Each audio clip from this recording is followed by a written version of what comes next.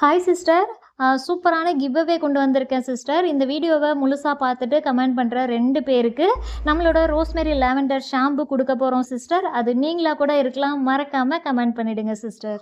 Sister, யூனிக்கான மூலிகைகள் சேர்த்து நம்மளோட ஆயுர்வேத ஹேர் பேக் ரெடி பண்ணோம் இல்லையா? இது வந்து தேவையான அளவு பவுலில் எடுத்துட்டு சுடு தண்ணி ஊற்றி நல்லா மிக்ஸ் பண்ணிவிட்டு ஒரு 10 to 15 மினிட்ஸ் அப்படியே விட்டுறணும் சிஸ்டர். இது நல்லாவே தண்ணியை உறிஞ்சக்கூடியது சிஸ்டர். நான் கொஞ்சம் தான் பவுடர் எடுத்திருந்தேன். இப்போ பாருங்கள், ஒரு பவுல் ஃபுல்லாக இருக்குது.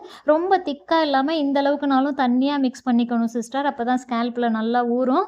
பாப்பாவுக்கு நேற்று எண்ணெய் வச்சு விட்ருந்தேன். இன்றைக்கி வந்து சீவி சிக்க எடுத்துட்டு முடியை இந்த மாதிரி எடுத்து விட்டு நல்லா ஸ்கேல்பில் படுற மாதிரி ஹேர் பேக் அப்ளை பண்ணணும். இப்போ கூட பாருங்கள் சிஸ்டர், தண்ணி பத்தலை. இது திக்காக தான் இருக்குது. நான் மறுபடியும் கொஞ்சம் தண்ணி சேர்த்துக்கிறேன். இப்போ பாருங்கள், இன்னும் நல்லா தண்ணி சேர்த்துருக்கேன். இப்போ இதை வந்து நல்லா ஸ்கேல்பில் எங்கும் ஸ்ப்ரெட் ஆகிற மாதிரி அப்ளை பண்ணிவிட்டு ஹேருக்கும் அப்ளை பண்ணிவிடுவோம். இது இவ்வளோ தண்ணியாக இருந்தாலும் சைடில் எல்லாம் வடியவே வடியாது சிஸ்டர். நம்ம ஃபேஸில், கழுத்தில் இந்த மாதிரி வடியவே வடியாது. அப்படியே திக்காக தான் இருக்கும். வளனே இருக்கும். கடைசி வரைக்கும் அப்படியே அந்த கொலகொலப்பாகவே இருக்குது சிஸ்டர்.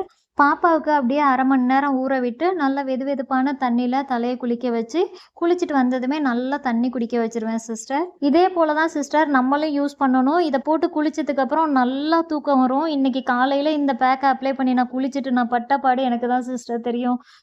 அப்படி தூக்கம் வந்துருச்சு. என்னால் கம்பெனிக்கே போக முடியலை. இன்றைக்கி 4 மணிக்கு தான் நான் கம்பெனிக்கே போனேன். இதில் சேர்த்துருக்க மூலிகைகள் அந்த மாதிரி ரொம்பவே யூனிக்கானது.